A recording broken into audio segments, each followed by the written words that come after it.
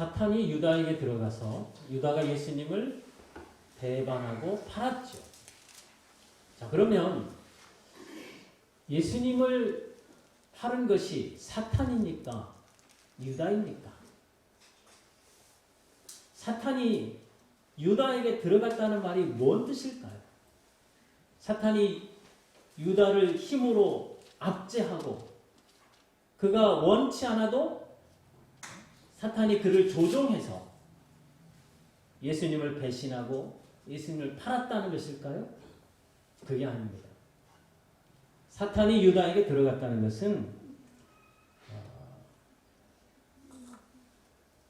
유다가 자기 스스로 욕심에 이끌려서 예수님을 팔았다는 그 말입니다. 우리가 이런 말을 쓰죠. 욕심에 눈이 멀었다. 인간이 욕심을 품는 순간 사탄은 가만히 놔둬도 그 욕심 때문에 죄를 짓게 된다는 사실입니다. 다시 말해서 유다가 예수님을 배신하고 팔아버린 것은 사탄 책임이 아니에요. 전적으로 유다의 의지였고 유다가 스스로 그 욕심에 이끌려서 예수님을 팔았다는 사실입니다. 예수님은 이제 떡 한 조각을 유다에게 주시면서 내가 하는 일을 속히 하라 이렇게 말씀하셨죠. 근데 이때까지도 제자들은 예수님이 그게 무슨 말씀인지 알지를 못했습니다. 제자들은 단지 유다가 재정 담당이기 때문에 유월절에 필요한 것을 사라고 하신 것인지 아니면 유월절에 가난한 자들에게 뭐 베풀 것을 하라고 말씀하신 것인지 이렇게만 생각했다는 거예요. 유다는 전혀 제자들에게 배신자처럼 보이질 않았다는 거죠. 제자들은 3년 동안 먹고 자고 했잖아요. 근데 유다가 예수님을 배반할 것을 전혀 몰랐다는 겁니다. 어느 누구도 유다의 그 충성, 예수님을 향한 그 헌신, 예수님에 대한 믿음을 의심치를 못했다는 거죠. 그만큼 유다는 종교적으로 헌신된 자라고 할 수 있습니다. 3년 동안 함께 지냈던 제자들도 깜빡 속을 만큼 유다는 모든 사람들이 보기에 종교적으로 헌신되고 충성되고 흠이 없는 자였다는 말씀이에요. 하지만 유다는 진정으로 거듭난 성도는 아니었습니다. 여러분, 종교적 신앙과 참된 신앙은 겉모습은 너무나 비슷해요. 하지만 그 결과는 천국과 지옥으로 갈리게 됩니다. 그래서 종교인은 다른 사람들을 속일 뿐만 아니라 스스로 자기 자신을 속이기도 합니다. 이게 문제죠. 다른 사람들이야 속는 거 문제가 그것도 문제지만 그보다 더 큰 문제는 자기가 하는 열심과 헌신과 충성 때문에 자기를 속인다는 거예요. 그리고 종교인들은 유다가 이제 돈꾀를 맡는 중책을 맡았잖아요. 그것처럼 교회 안에서도 중책을 맡고 그리고 항존직으로 세워지고 목사가 되기도 하고 장로가 되기도 하고 집사 권사가 되기도 합니다. 하지만 목사이고 장로이고 권사 집사일지라도 얼마든지 사탄의 노릇을 할 수 있습니다. 당시 대제사장들이 그랬잖아요. 또 당시 성경 교사이고 신학자들인 서기관들도 그랬습니다. 또 그 당시 백성의 존경을 받는 장로들이 바로 그랬습니다. 이 대제사장, 서기관, 이 장로들이 바로 사탄의 회당으로서 사탄의 종노릇을 하고 예수님을 십자가에 못 박는 가장 흉악한 짓을 했다라는 거죠. 그런데 안타깝게도 오늘날 이러한 사실이 예수님 당시만 있는 것이 아니라 오늘 우리 교회 안에도 너무나 쉽게 볼 수 있다는 것입니다. 교회 안에 문제가 있어요. 근데 그 문제들은 대부분 초신자들이 일으키지 않습니다. 누가 일으킵니까? 목사, 장로, 권사, 집사가 일으키죠. 그들은 교회 중직자들이잖아요. 근데 왜 이 중직자들이 교회에서 문제를 일으키냐 하는 거죠. 뭐 때문에 그럴까요? 바로 자기 자아가 커지기 때문에 그렇습니다. 초신자 때는 겸손하게 누가 가르쳐주면 예 그대로 따랐어요. 근데 이제 중직자가 되고 모든 사람들 앞에 인정받고 존경까지 받으면 자아가 커집니다. 그래서 누가 뭐라고 하면 안 들어요. 자기 고집대로 해요. 자기 마음대로 해요. 그리고 가르치려고 들어요. 이 뭡니까? 자기 자아가 그만큼 커진 거예요. 초신자 때는 참 겸손하죠. 근데 이상하게 직분을 맡게 되면, 특별히 항종직이라는 이 직분을 맡게 되면 사람이 변해요. 왜 변할까요? 이 직분을 섬김의 도로 생각하지 않기 때문에 그렇습니다. 직분을 뭐라고 여깁니까? 계급으로 여겨요. 계급. 신분으로 여깁니다. 그걸 명예로 여겨요. 그 결과 예수님의 제자들도 그랬잖아요. 예수님 제자들도 서로 누가 큰가? 예수님이 왕의 자리에 오르면 누가 오른쪽 왼쪽에 앉을 것인가? 서로 자기가 앉겠다고 다퉜잖아요.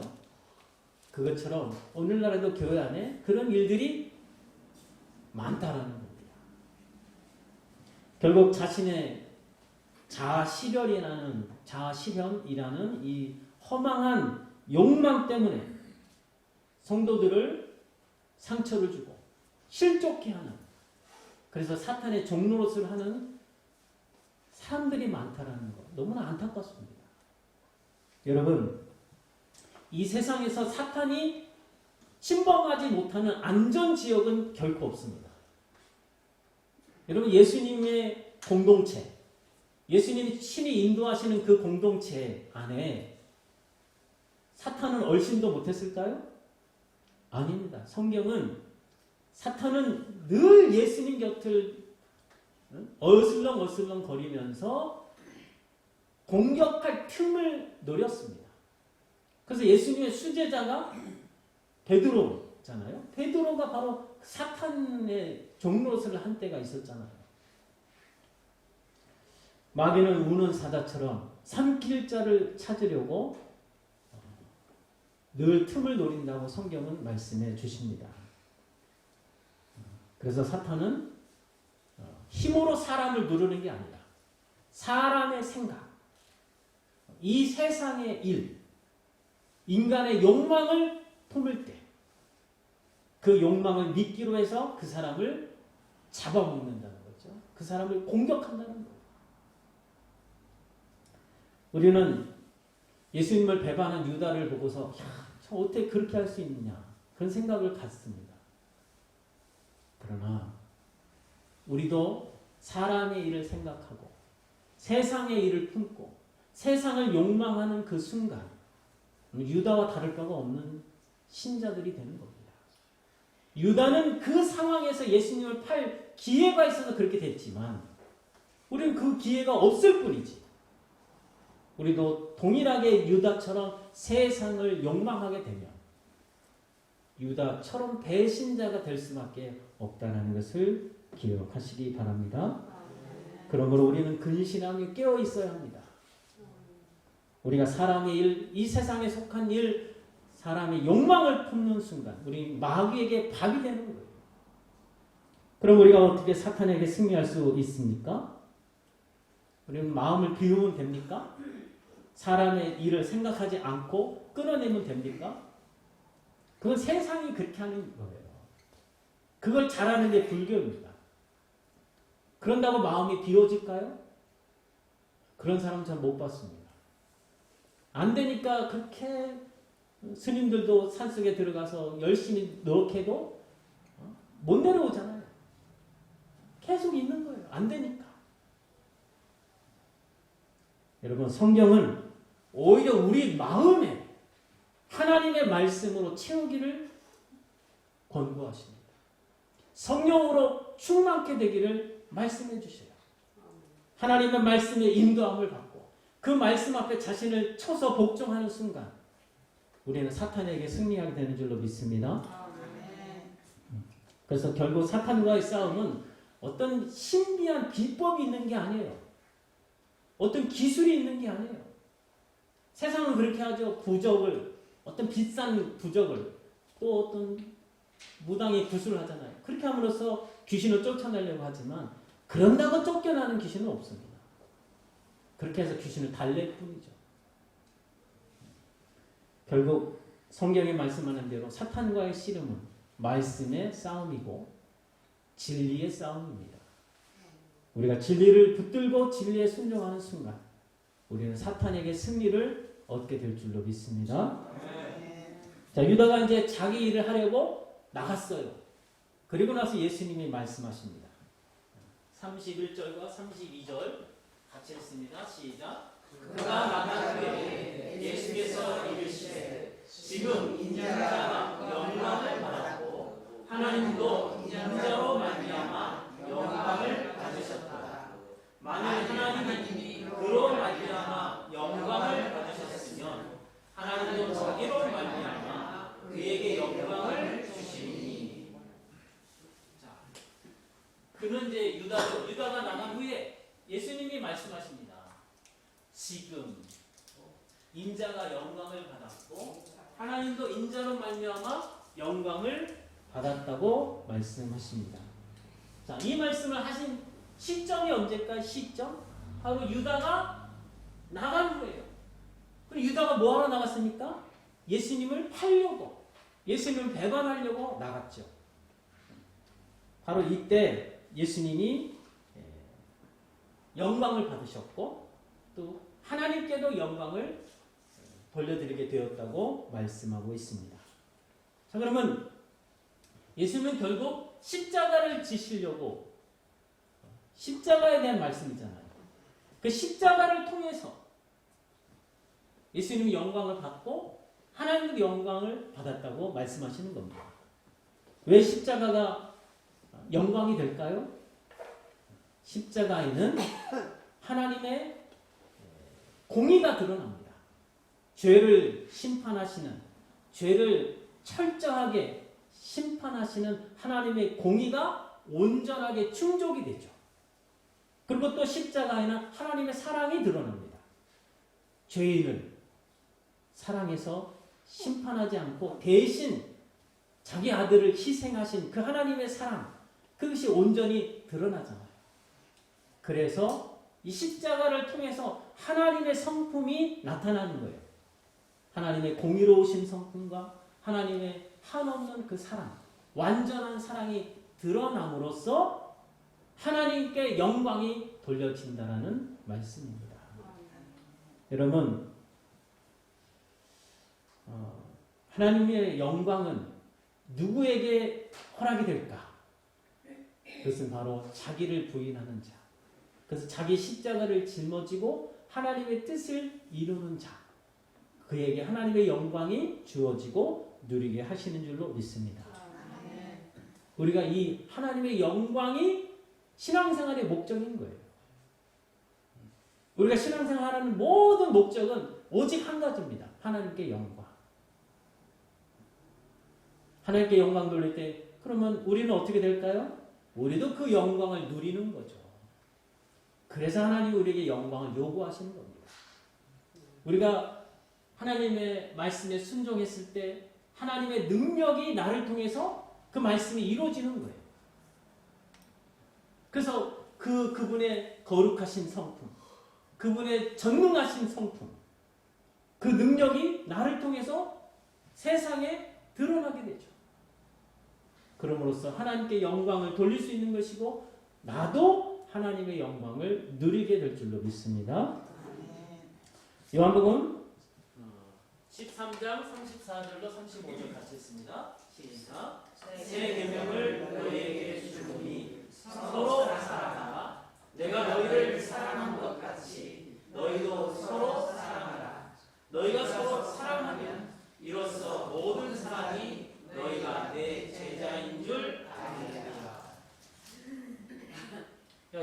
이제 12제자에게 주셨죠. 물론 유다는 빠졌지만 아무튼 제자들에게 이 말씀을 주셨습니다. 당시 이 제자들은 예수님과 함께 먹고 함께 자고 삶을 나누는 운명 공동체였습니다.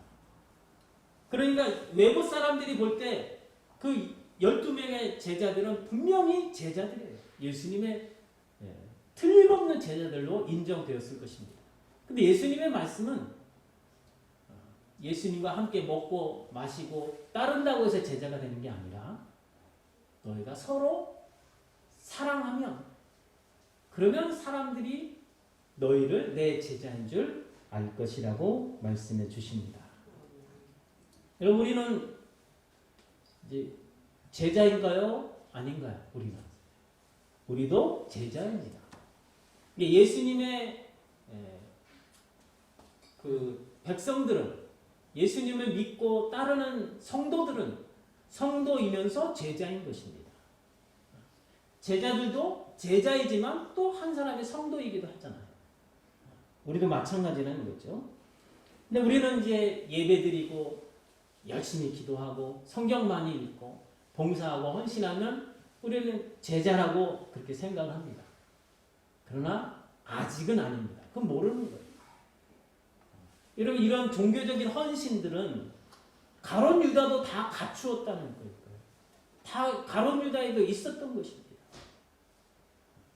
그래서 진정한 제자는 누구냐? 예수님의 말씀하신 대로 서로 사랑하는 것. 그것을 통해서 확인이 되어진다라는 사실입니다. 자, 그럼 이제 묻습니다. 제자됨의 사랑은 무엇일까요? 무엇이 제자됨을 확인해주는 사랑일까요? 마태복음 5장 46절로 48절 읽겠습니다. 시작. 너희가 너희를 사랑하는 자를 사랑하면 무슨 상이 있으리요? 세리도 이같이 아니하느냐? 또 너희가 너희 형제에게만 무난하면 남보다 더하는 것이 무엇이냐? 이방인들도 이같이 아니하느냐? 그러므로 하늘에 계신 너희 아버지의 온전하심과 같이 너희도 온전하라. 너희를 사랑하는 자를 사랑하면 무슨 상이 있으리요?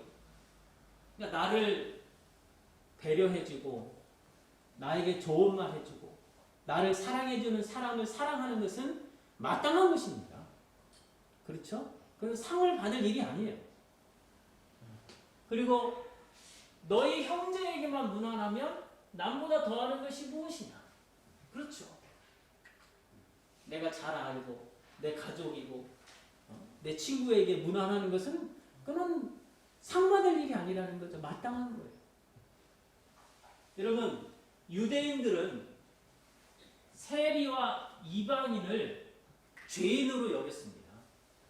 저것들 죄인들을 하면서 무시했어요. 그러니까 자기를 사랑하고 자기를 배려하고 자기를 위해서 여러 가지 좋은 말을 해주는 사람을 사랑하는 것은 이 죄인들도 너희가 무시하는 죄인들도 행하는 것이다. 그러니까 그러한 사랑은 제자됨에 확인이 될 수 없다는 거죠. 그래서 제자됨에 확인이 되는 그 사랑은 아버지의 온전하심과 같이 그런 사랑을 해야 한다는 말씀입니다. 그 사랑이 바로 예수님이 우리에게 보여주신 거예요. 내가 너희를 사랑한 것 같이 너희가 서로 사랑하라는 겁니다. 그럼 우리의 사랑의 대상은 누구일까요? 형제를 포함하는 거죠. 형제를 포함해서 세상 모든 사람을 사랑하라는 말씀입니다. 그렇죠? 바로 예수님이 원수도 사랑하신 것처럼 우리도 원수를 향해서 사랑하라는 거예요. 그것이 하나님의 온전하신 사랑입니다. 그래야 하나님으로부터 상을 받는 거예요. 나를 잘 대해주고 나를 베풀어주고 내게 선한 일을 해준 사람을 사랑하는 건 상받을 일이 없어요. 하지만 나를 비방하고 나를 방해하고 나를 공격한 그 사람도 하나님의 사랑으로 품어줄 때 하나님께서 갚아주실 줄로 믿습니다. 그래서 요한복음 4장 20절을 보면 누구든지 하나님을 사랑하노라 하고 그 형제를 미워하면 이는 거짓말하는 자니. 자, 우리가 하나님을 사랑한다고 해요. 그러면서 형제를 미워해요. 이거는 거짓말이라는 거예요. 왜냐? 보이는 형제를 사랑하지 않으면서 보이지 않는 하나님을 사랑한다는 것은 말이 안 된다는 거예요. 하나님께서 우리에게 우리가 어떤 사랑을 가지고 있는지 우리 자신을 정직하게 점검해 주실 수 있기를 바랍니다. 우리는 모두 하나님을 사랑하기 때문에 이 자리에 모인 줄로 믿습니다. 근데 그 사랑이 진짜이냐 가짜이냐 이것을 어디서 확인이 되냐 하면 우리끼리는 확인이 안 돼요. 절대 안 됩니다. 우리를 비난하고 공격하는 그 원수 같은 사람도 품고 사랑할 때 비로소 확인이 되는 줄로 믿습니다. 이제 예수님은 베드로가 3번 부인할 것을 말씀하십니다. 자, 오늘 본문 37절 38절 읽겠습니다. 시작. 베드로가 이르되 주여 내가 지금은 어찌하여 따라갈 수 없나이까. 주를 위하여 내 목숨을 버리겠나이까. 예수께서 대답하시되 내가 나를 위하여 내 목숨을 버리겠느냐. 내가 진실로 진실로 내게 이르노니 다 모이기 전에 내가 3번 나를 부인하리라. 베드로가 주여 지금은 어찌하여 따라갈 수 없나이까. 주를 위함이라면 내 목숨까지 바치겠나이다. 베드로뿐만 아니라 모든 제자들이 이렇게 대답을 했습니다. 근데 예수님은 말씀하십니다. 닭이 울기 전에 내가 나를 3번 부인하리라. 여러분, 베드로는 이 고백을 했잖아요. 이 비장한 다짐과 고백을 했잖아요. 근데 불과 몇 시간 후에 이것이 거짓임이 확인이 됐습니다. 그러면 베드로가 이게 한 말, 이 베드로의 그 마음, 이 고백을 한 베드로의 진심은 거짓일까요? 저는 아니라고 봅니다. 베드로는 분명 진심을 담아서 이 말을 했을 것입니다. 그런데 우리 신앙은요, 내 의지와 내 열심과 내 노력으로 되는 게 아닙니다. 여러분, 신앙생활은 내가 할 수 있다. 그래서 자기가 자기 스스로를 분발시키고 자기 의지로 가능한 게 아니라는 거예요.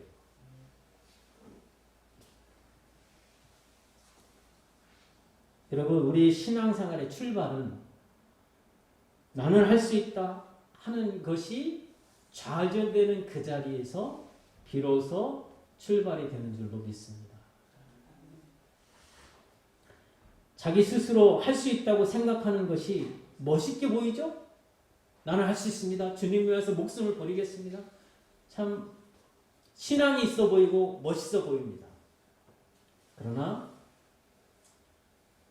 자기 자신을 모르는 거예요. 자기 스스로를 속이는 겁니다. 주님을 위해서 자신의 목숨까지도 바칠 수 있다던 베드로는 3번을 부인하게 되죠. 그러면서 자기 스스로에 대해서 절망했을 것입니다. 베드로는 그걸 깨닫고 돌아가면서 통곡을 합니다. 자기 자신에 대해서 좌절하는 거죠. 이제 그는 자기 스스로를 자신도 믿을 수 없다는 것을 깨닫게 됩니다. 자기가 한 말도 절대로 지킬 수 없는 연약한 자임을 깨달은 것입니다. 근데 사실 여기서부터 진정한 신앙이 출발되는 줄로 믿습니다. 부활하신 주님께서 베드로를 찾아가셨잖아요. 그러면서 예수님이 묻습니다. 베드로야, 내가 나를 사랑하느냐? 그때 베드로의 대답이 무엇입니까? 내가 주님을 사랑하는 주께서 아십니다. 옛날 같았으면 주님, 제가 주님을 누구보다도 사랑합니다. 이렇게 큰 소리 쳤을 베드로인데 주님을 3번 부인하고 나서는 자기가 분명히 주님을 사랑하는 건 맞아요. 근데 자기의 사랑이 자기도 믿을 수가 없다는 걸 깨닫는 거죠. 자기가 주님께 드리는 그 사랑이 자신도 확신이 안 드는 거예요.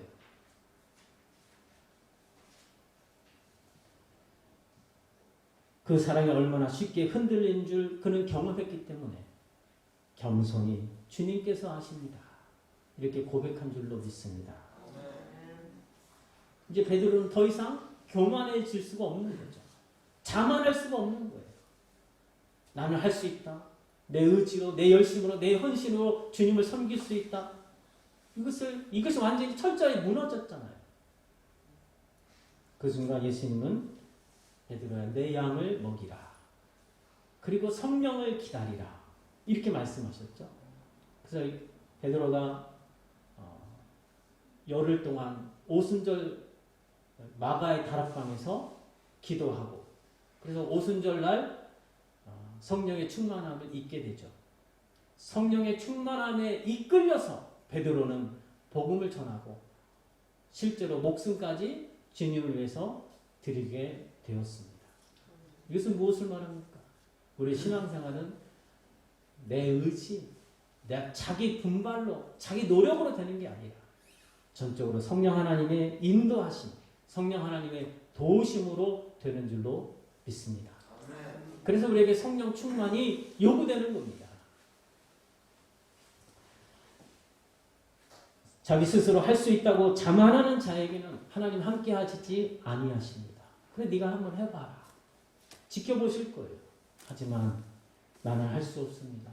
나는 오직 주님의 은혜가 아니면 살 수 없습니다. 오직 주님만을 의지하고 주님만 바라봅니다.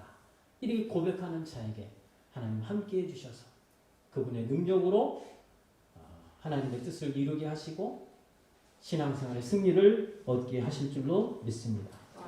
자, 이것을 배우지 못하면 우리 신앙생활은 아무리 열정이 있고 아무리 헌신을 대단히 한다 할지라도 그 사람은 신앙생활을 하는 게 아니에요. 종교생활을 하는 것일 뿐입니다.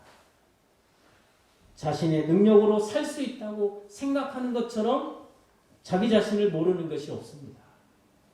신앙인은 나는 죽고 예수 그리스도로 사는 자입니다. 나를 부인하고 하나님의 말씀에 이끌려서 사는 자가 바로 신앙인입니다. 역대하 16장 9절 말씀입니다. 여호와의 눈은 온 땅을 두루 감찰하사 전심으로 자기를 향하는 자들을 위하여 능력을 베푸신다. 이렇게 말씀해 주십니다. 전심으로 하나님을 의지한다는 게 뭡니까? 전심으로 여호와를 의지하는 게 뭡니까?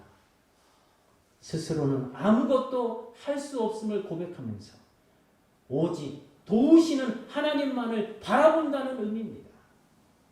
하나님은 이러한 가난한 심령으로 전심으로 하나님을 바라보는 자에게 능력으로 함께 하셔서 그의 신앙생활을 복되게 하시고 승리케 하시는 줄로 믿습니다.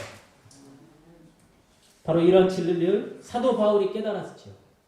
사도 바울이 자신이 가장 약할 때 가장 강함이라는 사실을 깨닫게 됩니다. 왜냐하면 자기 약함을 통해서 하나님의 온전한 능력이 나타나기 때문입니다. 그래서 사도 바울은 기꺼이 자기의 약함을 말씀합니다. 사랑하는 성도 여러분, 여러분 모두가 약함 가운데 하나님의 능력이 여러분과 함께 하시는 이 놀라운 은혜가 함께 하시기를 축복합니다. 여러분 능력을 구할 필요가 없어요. 여러분 지혜를 구할 필요가 없어요. 오직 하나님만 의지하면 됩니다. 하나님의 말씀만 순종하면 됩니다. 그럴 때 하나님은 여러분을 복된 길로 인도하시고 승리의 길로 인도하셔서 하나님의 영광의 유통자가 될 수 있도록 인도하실 줄로 믿습니다. 이 시간 함께 기도하는 시간 같습니다.